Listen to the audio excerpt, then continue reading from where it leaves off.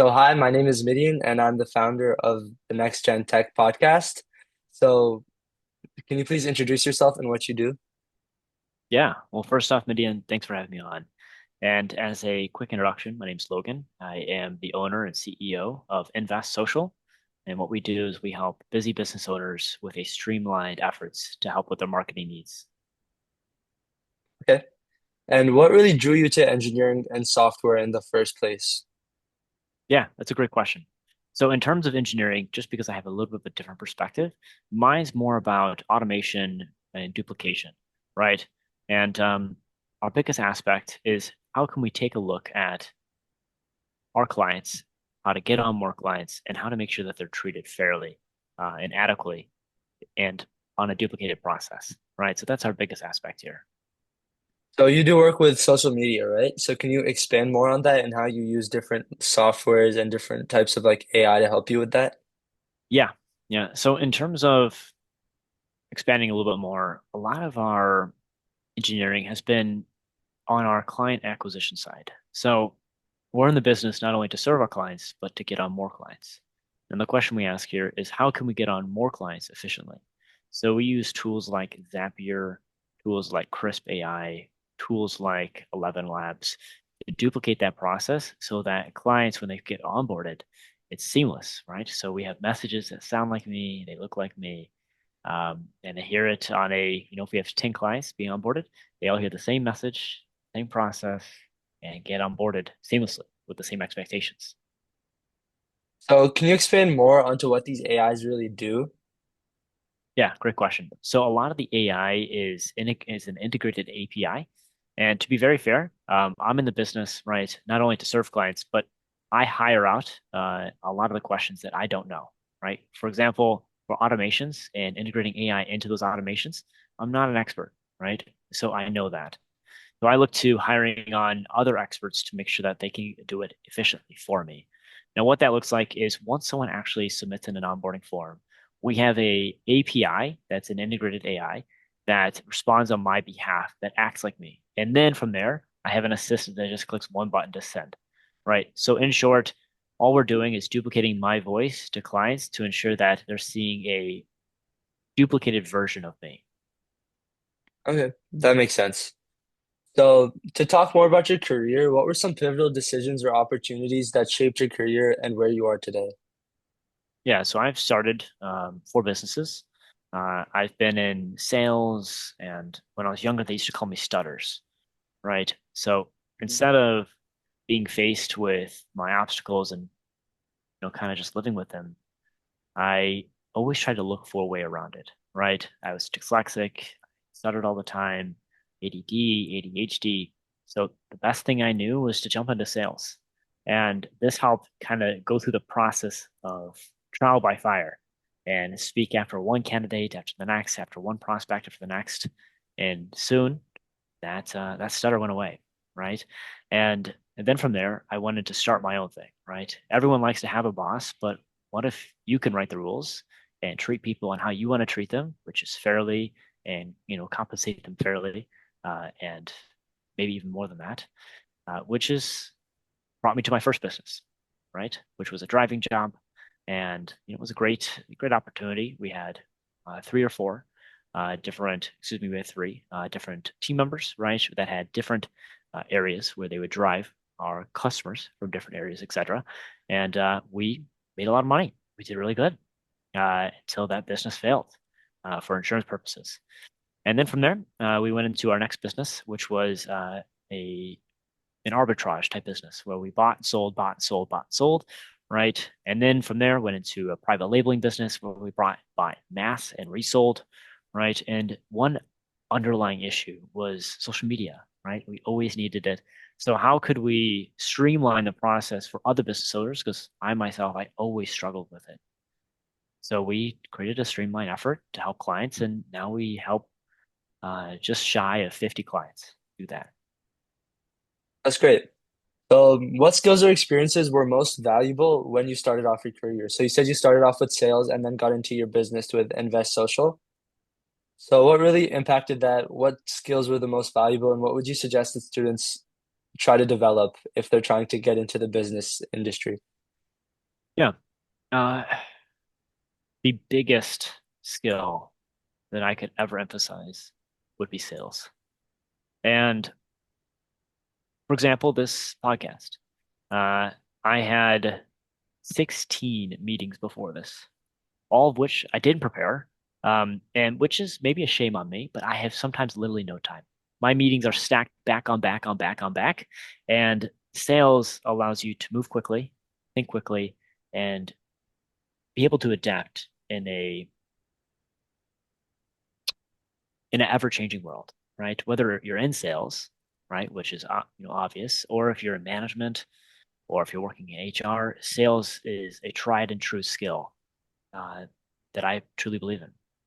So can you expand on what you mean by sales? So do you mean like presenting yourself well or like convincing people?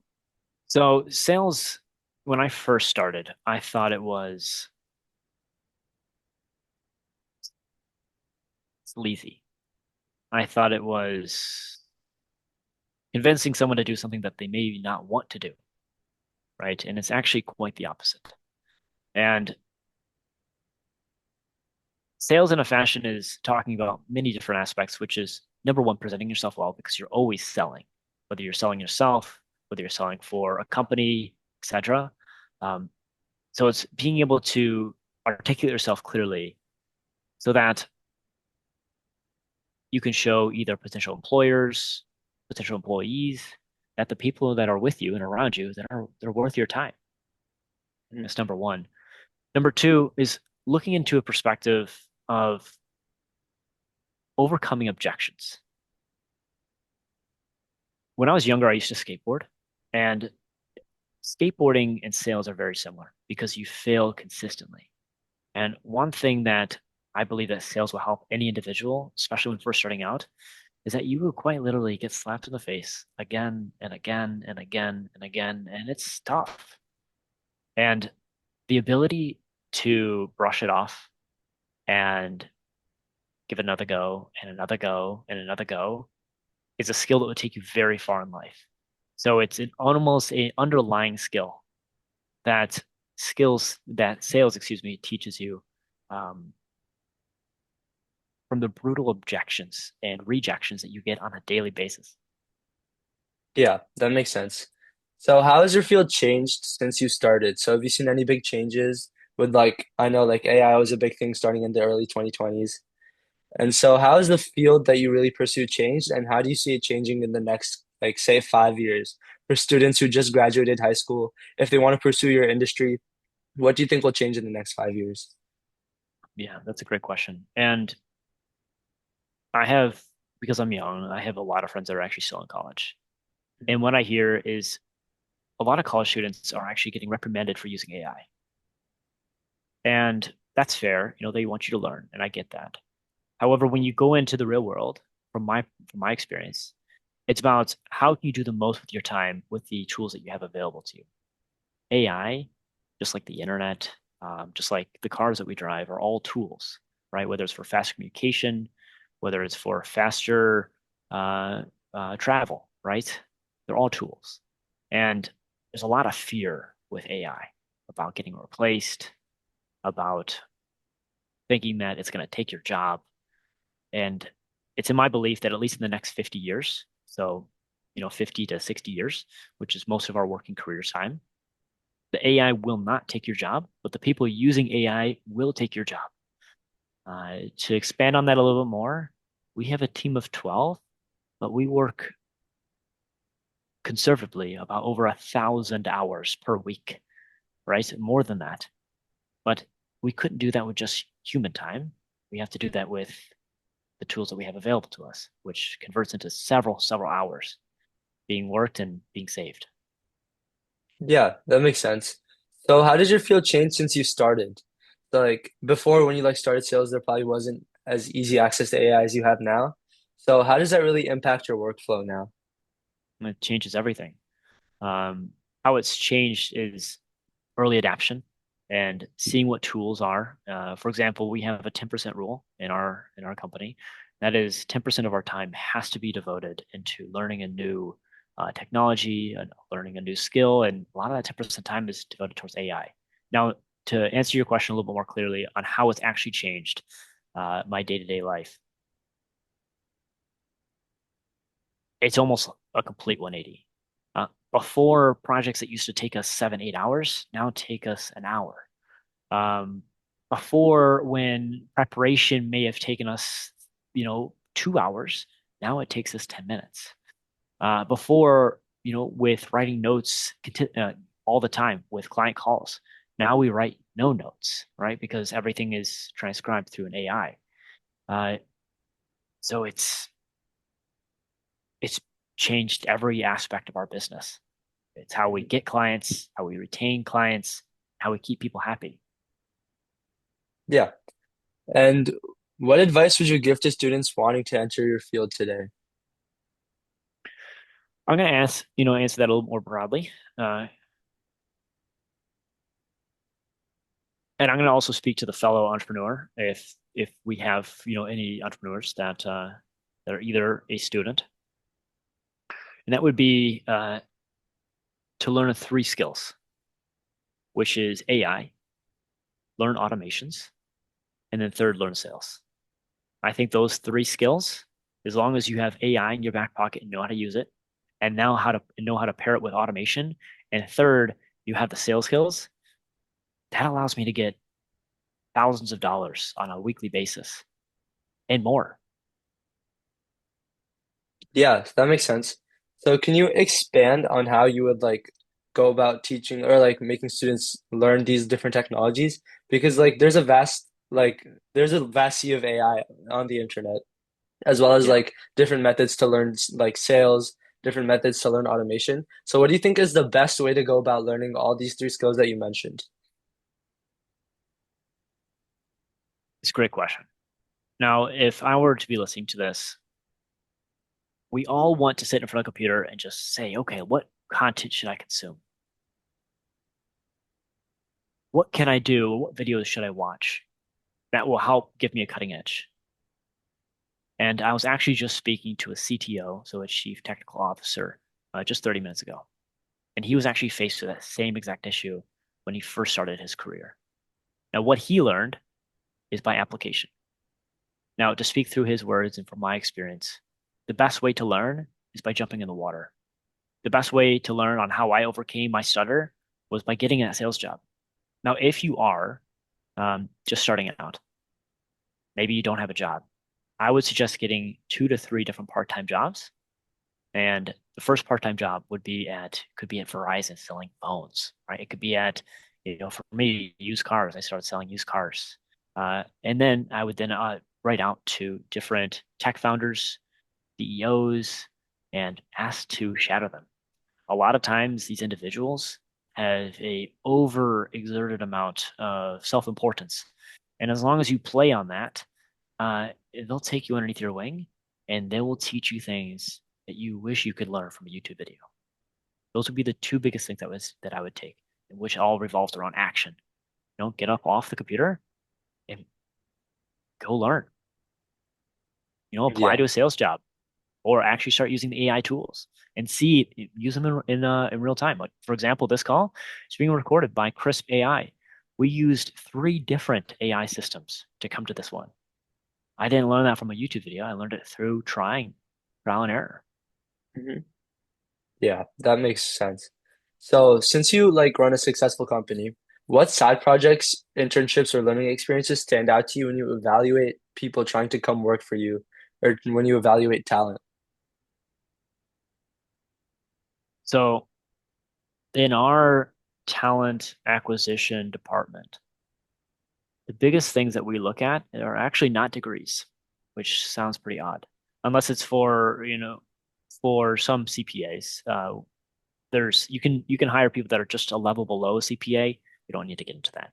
But for most of our roles, we often look at real hands-on experience. And I know that can sound pretty self-defeating for a college student or a high school student because you may be looking at yourself and saying, my goodness, I don't have the experience.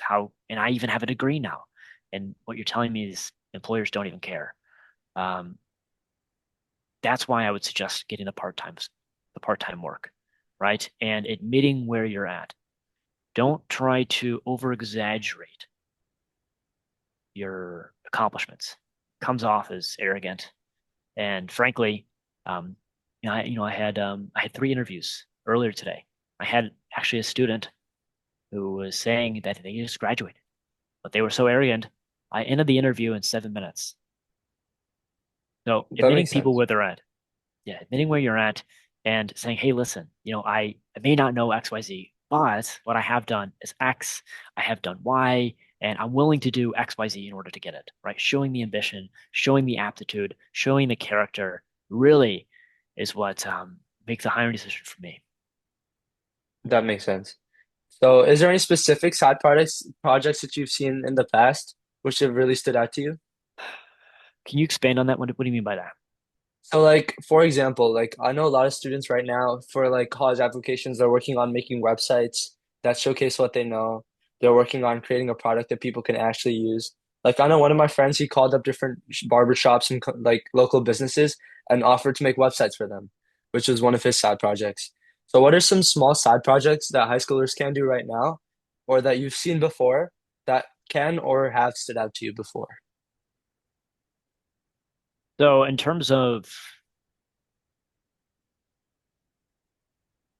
very well known projects, I couldn't really speak on that. I can only speak of my experience. And Hmm. that Yeah, is that's good. if you're a student and you want to become an entrepreneur, you want to become a business owner, or maybe you want to work in some sort of relevant field, taking the initiative is a better side quest than ever watching YouTube videos. And if this podcast, you're listening to it, helps you rethink, like saying to yourself, maybe just learning isn't enough. A lot of people will take a big gulp and say, my goodness, I thought it was. And a lot of people say knowledge is power, but the application of the knowledge is power. And to take that a step further, some of my experiences is I apply for jobs that I wasn't ready for, like for example, sales. I was a general manager at a local car shop when I wasn't ready. I started a car driving company before I was 18, which sounds ridiculous. Um, I started buying and selling things on Amazon, uh, and all of this came from an idea of a strike of intuition. For example, my girlfriend, she has inspiration to now start a bakery. Now, instead of just having that inspiration come and go, the best side quests or side jobs to ever attack is that little nagging question or that nagging feeling that you have that says, oh my gosh, I should really be a hairstylist. Oh my gosh, I really want to be a nail tech. My goodness, I want to be I want to work and start a bakery, right? Do it. Start it now. Your mind is your worst enemy, your biggest enemy. When you especially when starting something because it wants to keep you safe. It doesn't want to have you start.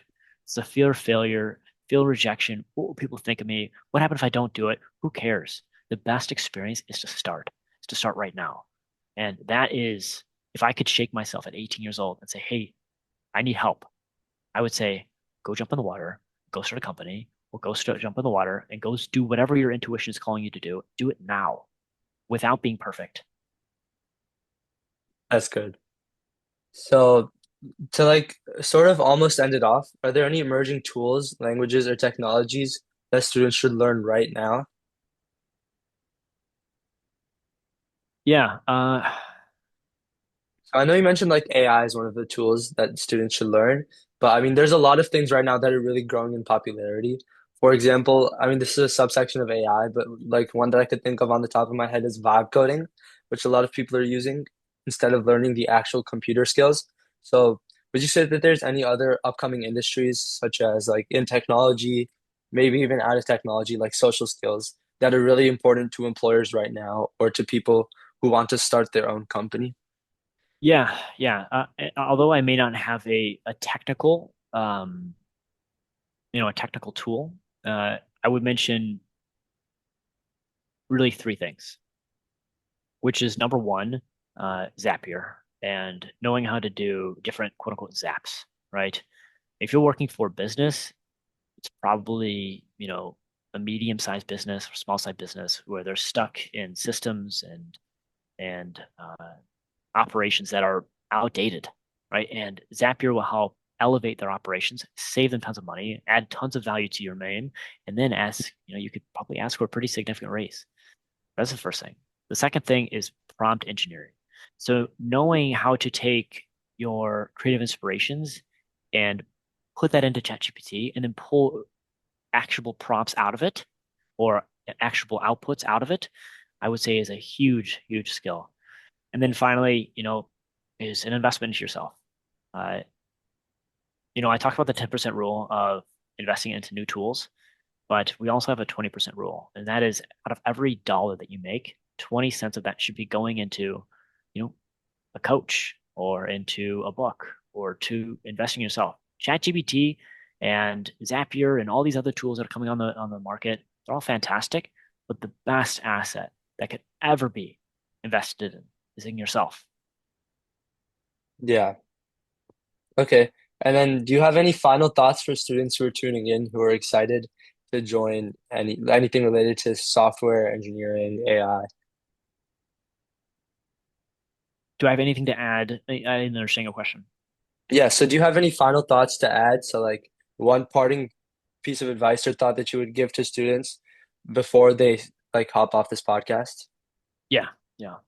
And although, your podcast questions are maybe to a different audience than what I actually speak on, uh, it would be stop thinking about it and just do it. And I know it sounds cliche, but the more actions you take, the more you learn. The more that you learn, the more better actions you could take tomorrow. That's the only reason why I've been able to run a team of 12, help over just about 50 clients, and generate X per month. Uh, we can just leave it to the imagination that we're doing pretty well. But it's only because a lot of trial and error, a lot of trial and error, Mhm. um, a lot. And it's imperfect action repeated hundreds of times. And whether you're in prompt engineering, whether you are going into software, whatever the case may be, the biggest thing to do is to just act. And let's take you, for example, with your podcast. You may not have the best candidate on this podcast, right? But you still jumped on, you did it, right? You may have had a headache when you jumped onto this podcast, but guess what? You still jumped on, still did it. It's doing it when you're tired, mad, sad, when you're groggy, no matter what, doing it. That's my preach. Yeah, that's awesome. So thank you so much for tuning into this episode and please like, comment, anything that you can do to help it and have a great day.